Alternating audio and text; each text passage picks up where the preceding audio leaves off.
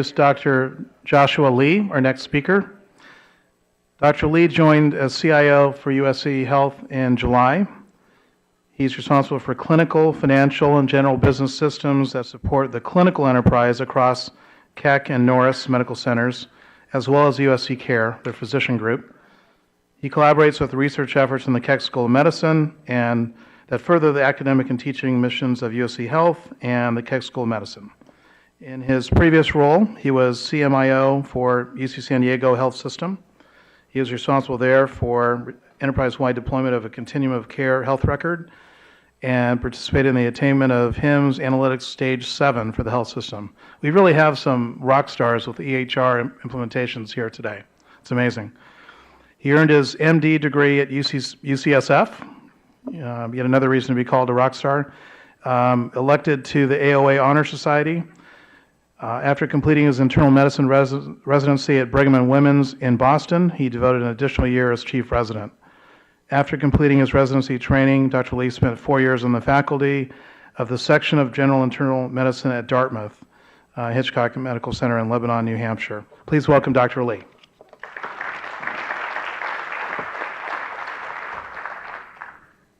And I hope you can hear me. Is it loud enough? Is it good? A couple caveats. I promise to keep us on time because as a former San Diegan, I'm all about Go Navy, so I can't, I have to keep up with them. I think the second caveat is that I do come to this in a somewhat new role, and I am humbled by sort of my new position and recognize the journey I have to take. I realize I already missed the CIO toolkit. I'm behind the 100 days, so my apologies to Gartner Group. I forgot to do that, but I promise to catch up. The second thing is I have to live a little bit as a physician and somewhat former physician scientist in the world of what is as opposed to the world of what if.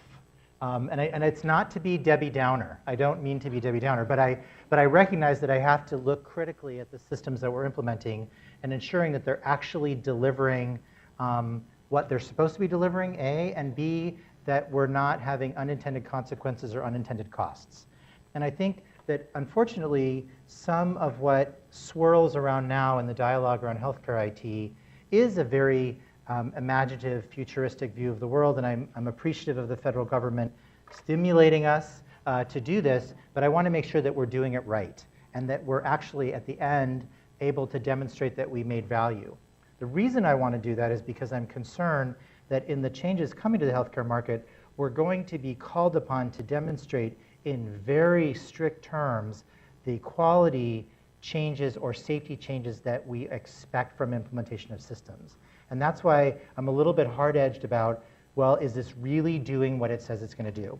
So I'm hoping in a very brief 30 minutes to take us through what was our hope for electronic records, are we doing a good job, how do we demonstrate if we're doing a good job, is there any possibility we've done harm, and are there some hidden shoals of cost that may be in there? And I promise not to teach too much clinical epidemiology.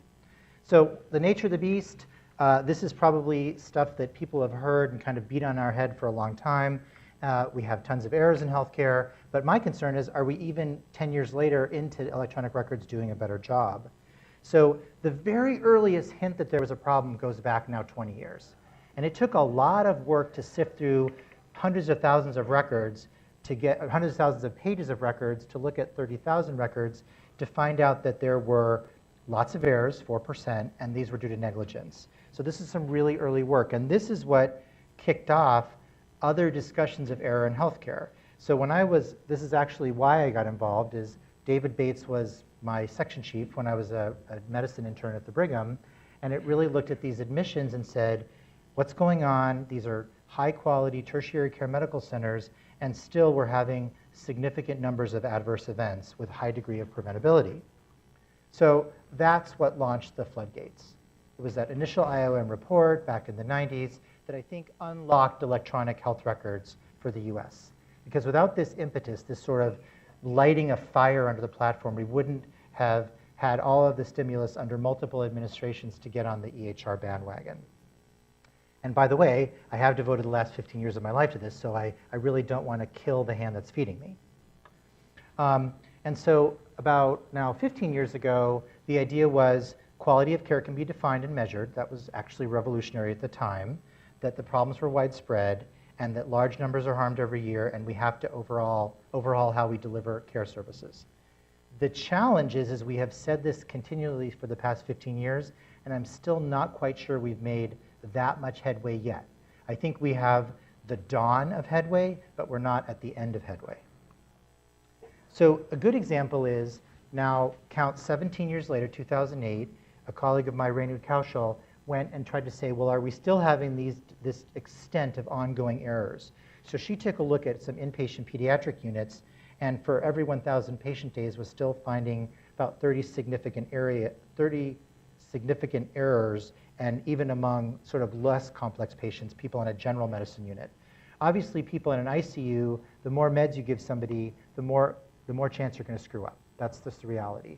And so, but this is a pretty high error rate, actually, and this is multiple years and multiple systems have already been put in place at these hospitals. So probably you all know, because you do this for a living, why we do this. It's so that we can put automated clinical decision supports in here. And my disclaimer is I've used a lot of different vendors. Some of them are not even vendors at all. This is from the Mass General Hospital, which is showing how Santa Claus is actually about to have a big problem with his Bactrim because he's going to bleed to death from the Coumadin that's co-administered. So the reality is there's a lot of institutions embarked on getting their own systems in place, or they used vendors. So true confessions, I spent 9 years of my life in an Epic world. I miss it a little bit. I'm in a new Cerner world, which I'm learning to love in new ways. But obviously, we have vendor products that do the same kind of clinical decision support. And here we're making sure that this patient doesn't have an allergy to penicillin as we're giving it to them. But I almost want to take us kind of back to the future, because one of the things that happens in implementing a vendor systems, and I'll come back to this theme at the very end, is that you have to pour a lot of your blood and sweat and tears at a local institution to actually do the kind of configuration to make it work. And even when you do, it isn't quite as elegant as some of the original homegrown systems. So I'm going to take us all the way back to 1991 when I was a very scared intern in the middle of the night, and I had a pager.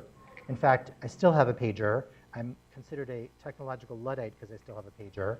But it would go off, and it would just have these 4 numbers, 8888. And I remember the first time it happened, I had no clue what this meant. And luckily, my senior resident said, listen, dude, go to a computer, log in. It knows who you are. I said, how is that possible? But it did. When it logged in, well, as soon as it was my login, and again, this is 1991 or 2, I'm very old, it would say, hey, your patient has a dangerously low potassium, and they're on a drug that could cause a serious problem.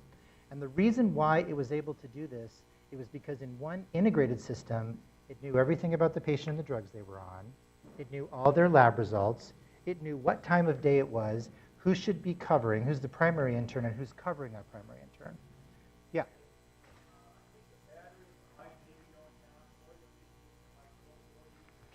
Oh, sure. Is this better? Sorry, I am so sorry. So here I was figuring out that in one integrated system, it was able to bring all this stuff together. As somebody who's worked with a couple systems now, Siemens, Epic, Cerner, they're all quite excellent, but that complete wrapping of the patient and provider experience, we haven't re-achieved yet. Now, I think this is a very interesting thing to watch because Partners Health System this year made a decision to embark on a vendor solution. They picked Epic. Immaterial here to the conversation. But the point is, I'm going to find it very interesting to watch an organization that achieved 17 years ago this degree of what I call the highest level of decision support. Let's see how well they're going to do with a vendor platform. This is not meant to dismiss my vendor colleagues. It just means how much effort are they going to have to do to recreate this experience? And I think that's a very interesting thing to take into our hearts because for any of you who've been involved in this, I want to bring in words of some of my former earlier speakers today. It's not really about the technology because the technology is there. It's how much personal capital you're about to invest to make it work. So now I turn to myself and say, well, okay, we have these sophisticated systems. How good a job are we doing? So I promise this is the one micro slide on what I call clinical epidemiology, which is basically how do you know how good a job you're doing? So the way you want to look at it the best is something called the randomized control trial, where you say, I'm going to take two groups, I'm going to make sure they're not otherwise different, I'm going to do one thing to A and a different thing to B and see what happens. That's clinical epi in 5 seconds. Obviously, it's a little less effective if the groups are not quite randomized. They might otherwise be different inherently. And the third is, and which is unfortunately what most of the science is, it's just, I'm going to do something to you and see what happens 5 months later. Most of the science that we have about electronic health records really focuses on something called time series. It says, this is what you did in January, we implemented a system, in November we check again. Okay, maybe it was the system, but maybe everybody chose to go to smart school, or maybe something changed about the patients. We're not really sure as scientists. The other thing is there's clearly a hierarchy in the kind of effect we're measuring. The easiest thing to measure in electronic health records is I yell at a doctor and they do something different. Okay? Systems are very good at yelling at doctors. I'm actually very good at yelling at doctors. I'm good at yelling at myself. But the trick here is that it's a translation moment between what I am measuring in terms of the process as opposed to the outcome.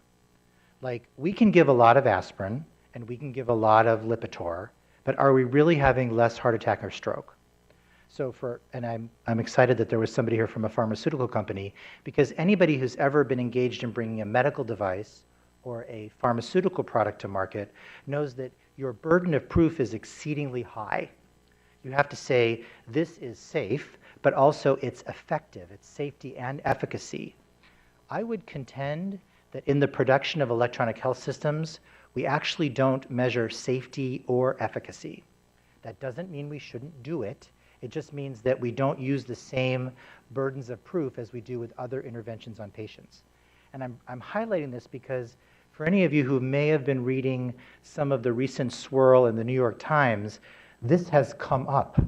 This issue of, are we sure that the systems that we're putting in place are safe?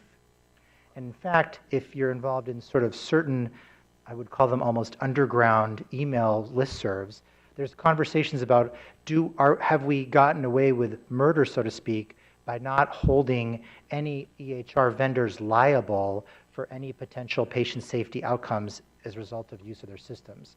So I am sure that most of you in this room who live in executive suites have at some point negotiated an EHR contract, and there are massive disclaimers avoiding any warranty of culpability for any harm that may result in the patient. I think that dialogue is changing. And I'm not saying that computers kill people. I think disease kills people. But I think that this is a topic for the future, that this discussion about shared liability and warranty of breach may become a new topic in contract negotiations. Because the other thing that happens in medical science is we can never assume that the outcome is always to the positive. It's this concept of what's called the two-sided t-tests. You might do something good to a patient, at the same moment you might do something bad.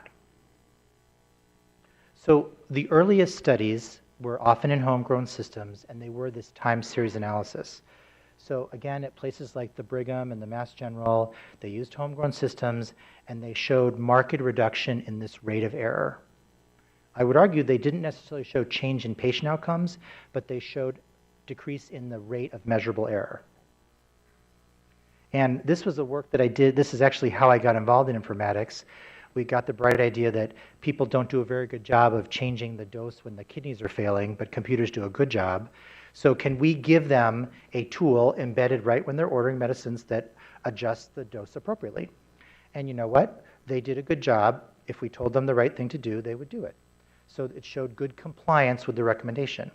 However, it didn't really result in any reduced length of stay, nor did it result in any significant reduction in drug costs. So we were surprised a little bit that even though we told you to do the right thing and we measured it, it didn't quite result in the outcome we wanted. Here's another example of a disconnect. So there was a very advanced system that looked at how to get people to be on the right combination of blood pressure medicines. because the Joint National Committee on Hypertension is very clear about what medicines you're supposed to use. So this was a good trial, randomized 2,000 people, 2 groups, showed a marked increase in adherence to the right regimen, but at the end of the day, no real difference in how well controlled the blood pressure was if you just measured the blood pressure. So again, there's often this disconnect between what we tell people to do and showing them doing the process correctly as opposed to a real outcome. This is very timely because, as many of you know, hospitals are now required to do a significant amount of public reporting. Right now, the public reporting is often in process outcome. In other words, did you prescribe the beta blocker at discharge? Did you give an antibiotic within a certain number of hours at the moment of presentation to the emergency department? So systems like EHR systems will help hospitals meet those outcomes because inherently these systems help you do the right thing on paper. What I am concerned about, and this is really what will be probably stage 2, 3, and 4 of meaningful use, is that then they'll say, well, did your patients who got discharged with pneumonia, are they alive at 90 days? Are they less likely to be readmitted? So the minute we begin to turn our quality markers to a patient outcome, our systems may not be sufficient. It's not enough to have a system in place. So the Cochrane Collaborative, which is one of the world's sort of best aggregators of all medical data out there, took a look at this a couple years ago to say, how good are clinical decision support systems anyways? Is the information given to you in real time? Is it integrated at the moment of the CPOE? Was it indirect intervention? Was it direct? How well are people doing? So interestingly enough, and this is a theme I'll come back to, of all the comparisons that are out there in the literature, only about half of them are really good science. Only half of them try to really measure 2 groups against each other. So these were a couple hypotheses that they operated under. If you give the professional advice when they're ordering, they'll correctly change the dose. I've already kind of said that we think we're going to do a good job with that. Once you make those decisions, it'll help the patient get to where they need to be faster or better or quicker. And we will make sure that they stay in range if we use this dosing guidelines. This, even to a non-clinician, should seem logical, right? If the computer tells you to do something the right way and you follow the instructions, you should do a good job, right? Similarly, we should hope that if you listen to my advice, there'll be fewer unwanted events. In the case of a blood thinner, less time that you bleed in your head or you fall down and get a bed bruise. And theoretically, if you follow the computer advice, you will need to use less resources, right? Unfortunately, I've already kind of given you a warning that the data that suggests that we use less resources when we use computerized systems is weak. So what happened? Well, there's very good evidence that if we give you advice, you pick the better drug. That's great. We want them to do that. Also, we do a very good job of getting you in the range correctly. These were a series of studies that were really looking at blood thinners. Unfortunately, it didn't necessarily keep you in range correctly. So in other words, the real clinical outcome got a little bit weak. But you did get there faster. You got there faster, but you didn't necessarily stay at the right place. The one good thing, though, and I think this is a recurrent theme and is very important as we're trying to reduce the length of stay, the one durable effect from all of these studies is that because we reduce at least the measurable error, we get to keep people in hospital for less time. And the reason for that is the minute you have somebody who's kind of out of range or has a weird lab result, because of the way American medicine is constructed, physicians like myself are very reluctant to discharge the patient. We think by sitting on their head and taking additional tests and keeping them in the hospital another day or two, we'll feel better because the test will look better on the number page. So that's a big truism. So the one durable effect from all of this decision support is that we do spend less overall resources in terms of length of stay. That's a good thing. But we don't necessarily reduce any individual unit cost of less medications. We just keep them in the hospital less time. I'm now going to go to, unfortunately, the second side of the t-test, which is there a possibility that any of these systems actually promote harm? This is a very hot topic right now, especially as people are beginning to question how many millions or billions of dollars we've spent under ARRA. Is it possible that we're actually promoting harm? Believe me, I don't think we are, but I have to, in good faith, show you what some people have looked at. So one of the earliest, this is kind of in the world of the American Medical Informatics Association, this is kind of the first call to arms, which was a qualitative study looking at a pretty antiquated EMR system, where they just found a lot of different kinds of errors. The displays were fragmented, how staff would complain that they couldn't see all the meds in one place. It was very confusing for them to order.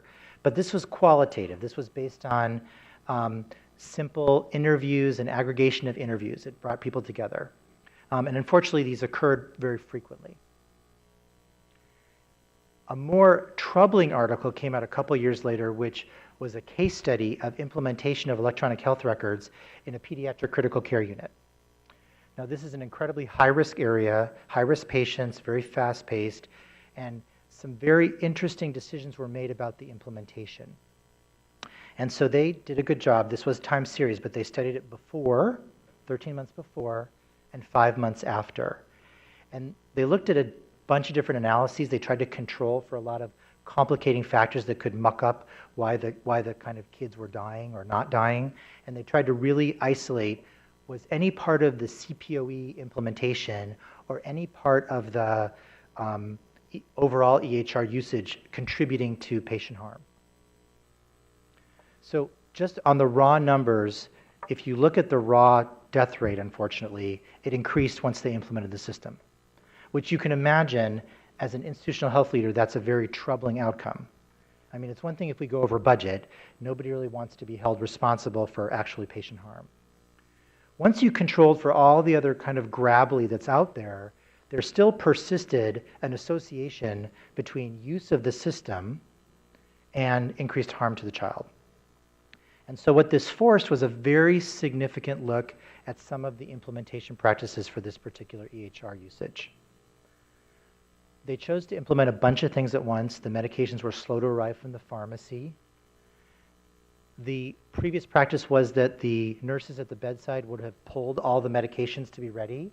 So as soon as the life flight came in or the ambulance drove in, they were kind of ready to start with critical care medications. And they didn't anticipate how much wireless signal would be needed in this area. So it's sort of a perfect storm of complicating factors suddenly came to a head when they're trying to take care of the sickest, most fragile patients. The take-home lesson from this is not that, again, the computers kill people. It's that we are stewards of technology, and we are measured as much as the sort of choice we make in what we buy as how we choose to implement it and how we choose to engage in stress tests of our system before we use it for real. I am actually in the middle of a go-live this week. Yesterday, we turned on phase 1A at Keck. And I, myself, even though I hope to never repeat errors, I repeated an error. We sort of forgot to stress test what would happen when everybody tried to use this new print function, and we completely overwhelmed our chart servers. The reality is unfortunately, we're very, very human, and we're very fallible. Luckily, just because you can't print a lab result, nobody did die. And we were able to correct ourselves very quickly. But I am constantly reminded of the human frailty of implementation, because you have to recheck yourself and have 10,000 days in the lives over and over again to make sure you've thought of these unanticipated consequences. So talking about unanticipated consequences, a kind of very interesting article came out a couple years ago looking at a bunch of different sites that were all using a combination of both homegrown and vendor systems. And they were all kinds of places. They were community hospitals, they were academic medical centers, they were early adopters like Wishart and in Indianapolis, and they looked at places that were mostly using CPOE. And they said, hey, what are your unintended consequences of using these systems? New work for clinicians, the infamous work shifting, where you took work that was I heard this for 9 years at UC San Diego. It's not my job. I'm not a clerk. I don't know how to type. Why are you making me pick the pharmacy? You know, things like that. There was work shifting. You obviously change people's workflow. But I think one of the most interesting things, and I think we're all facing this, and maybe when we move to, as we say, software as a service or cloud-based technologies will become less of an issue, it's the incessant feeding and caring of the systems we do, constant upgrading, constant needing to change the middleware, upgrading our operating systems. It's the child that will not stop feeding, right? And that never-ending system demand is an ongoing issue. I'm sure that most of you have experienced, even in paperless systems, the inevitable persistence of paper. We went online yesterday for online dictation, and people only increased their printing. I find that fascinating. So I think that the take-home message here is we need more research on sort of what are best practices around implementation and really moving towards a more common standard template for those practices and stress testing. If we're going to stress test our banks, we should stress test our hospitals. And obviously, if you give people enough warnings, they may choose to ignore them after a while. This is some very great work out of the VA in Puget Sound, looking at the amount of time people will completely ignore what you tell them. Like, do you really want your doctor to ignore this drug alert as it comes? So this is also an evolving science for us. So I want to finish with what I think are the kind of newer controversies. This is the stuff that's come out in the literature in the past few months to this month, in fact, which is what are people focusing on in terms of the quality of our EHR implementations? Interestingly, because I think so much of the focus has been on academic medical centers, I'm really excited to see work that focuses on the lives of community hospitals. Because most of care in America is not provided at academic medical centers, it's provided in community hospitals. And part of meaningful use was to ensure that we leveled the digital playing field, and so we have to focus on their unique needs. What's interesting is when they looked at these hospitals, all of them were engaging in a very high-level, robust decision support platform. So there's no reason why community hospitals can't have exactly the same tools as everybody else. These hospitals all engaged in sophisticated oversight schemes to make sure the medical staff was engaged in the decision support, but it came with a price. So here was a survey that was given out to IT leaders, and if you look at the use of the content, very few of them could use it as is. You'll notice the modify column is in this sort of 25 compared to 8. It means that even if you bought very excellent vendor systems, even if you had a good system in place for oversight, you had to invest a lot of human capital at the IT team, medical staff, pharmacy staff level to make these alerts work for you. And this is very recent survey. So in other words, unfortunately, I'm sorry to say that I think the out-of-the-box fabulousness of systems still has a way to go. Do I believe it's getting better? Absolutely. The fact is there are even things you can buy in a box now. But we still have to be sort of rededicated to a dialogue between clients and vendors to get them even more sort of perfect when you first open them. Interestingly enough, in the British experience, because they were early adopters of sort of national systems, and they used a variety of systems, one of them being Cerner Millennium, and they also evaluated structured interviews of IT leaders, and their conclusions were, for the earliest adopters, that it was very time-consuming. There were some benefits to providers, but again, some challenge in demonstrating benefit at the patient level. And this is very recent. This is just from last week, which was a review of all CPOE literature that's out there. And still, even in 2012, because this is 4 years later than the last time that we've tried to do this, it's very hard to find reviews that have good methodology to evaluate the positive effect of CPOE. And the effect is moderate at best, and it's really just in the drug space. So if you take one message away, it's we've done a good job in the drug space. We've made medication safer along the way, which is good, because that was actually the source of most error. But other errors still occur, and systems need to be better to help with that. Lab error, surgical error.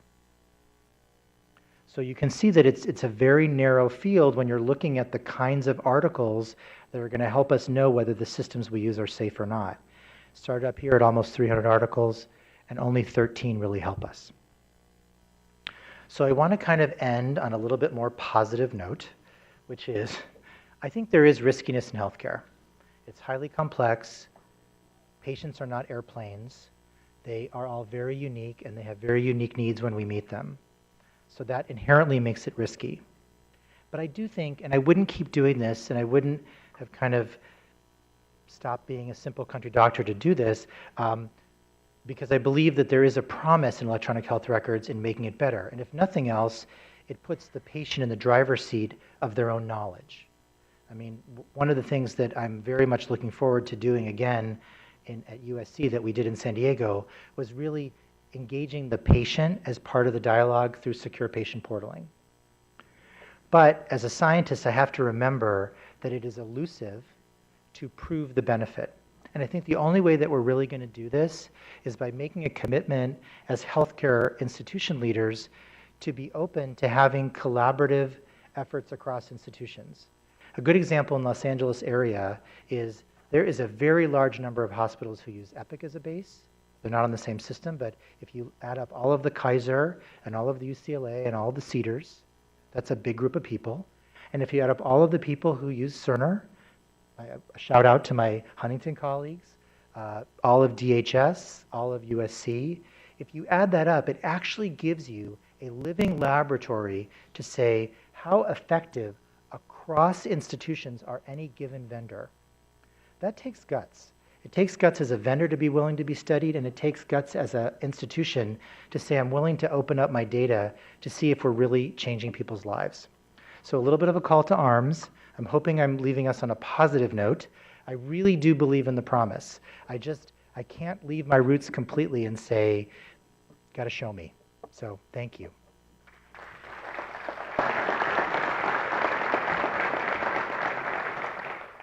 Any questions? Or anger too. If you're mad at anything I said, that's good too. I was wondering what your thoughts are on meaningful use stage 1, where only a certain percentage of the physicians are required to use CPOE, so you're in a dual paper and automated chart. Yeah. Am I allowed to be inflammatory? So, I mean, it's really not, that is not an understandable stance to me. Like, I think when you looked at the original meaningful use standards, it was really more about, as an institution, you needed to be almost at 80% CPOE, and there was big pushback, and that number got whittled down and whittled down and whittled down. I think the reason, logically, why it wasn't 100% at the get-go, there are valid reasons for that, because there are actually very few systems out there, with some exceptions, who can manage complex chemotherapy ordering. So it made sense to give people an out, because you don't actually want them to use an unsafe chemo ordering system. So I think there was logic behind the not 100% rule. I think the 30% rule was really just you're not ready, we're giving you a pass. And that's why with each successive stage, that's going to tighten up. But personally, I think it doesn't make sense across the broad swath of inpatient care. It's really all or nothing. And I think most successful implementations have made that decision. Like, one day you're not on CPOE, next day you are, with the exception of, as I said, those specialized areas of chemotherapy.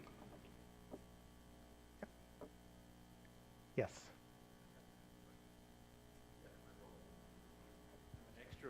I'm an extrovert 30, so. One of the interesting, so I was a CIO at an academic medical center, OHSU, and then now at Legacy. And an interesting thing that we find, and I'm wondering if your research found it, the whole issue about note bloat with an electronic health record and how easy it was to make notes that are so unusable. In an academic medical center where you're kind of you're a closed practice, well, you know, you'd be a major referral place. It's trying to get information back to referring or primary care providers. What do they do other than having a, now a 20-page note? So when you said recent literature, I thought you would have. So interested in your comment on note bloat, particularly as a clinician. Yeah, no, I'm happy to talk about it, because the other hat I wear is I'm still a practicing internal medicine hospitalist, and so spent my life kind of training medical students and house staff, and so it is a very interesting tension. It's an interesting tension because precisely for the reason that you might be sending a note to a referring provider, you sometimes feel this imperative to repeat the entire history of the patient's life from birth, because you worry that that referring provider doesn't have access to the system.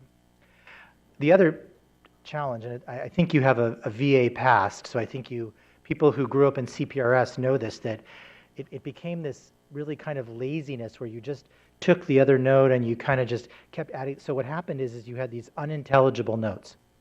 I can tell you that in the medical education community, there is a significant effort to stop the madness, to really just focus on the impression in the plan and leave the rest of the noise. Because what happened is people found they could insert stuff and they decided, oh, I'm going to include labs from the year 200. Like nobody wants those labs. So I think what you're seeing is a refocusing on narrative and impression. The two things that referring people really want to know is the story, and they want to know, well, what's your recommendation? So we've really talked about changing the way notes are written, putting that stuff at the front, getting rid of all the inclusions. I think this is one of those moments where software vendors did stuff because in a very mercenary way, hospitals wanted it because it led to improved, quote, billing compliance. Unfortunately, now we've come full circle, and the federal government is incredibly vigilant about, are you jamming stuff in your note that you didn't do, that isn't relevant, just to bloat the charge? And so a very angry letter came from Attorney General Holder to all of us just recently saying, in pretty strong words, like, we will send you to jail. So, you know, there's a lot of fluff right now about note bloat, and I think it's a big challenge because it's really easy to jam full of junk. Great. Listen, I'm humbled by the opportunity, and thank you so much.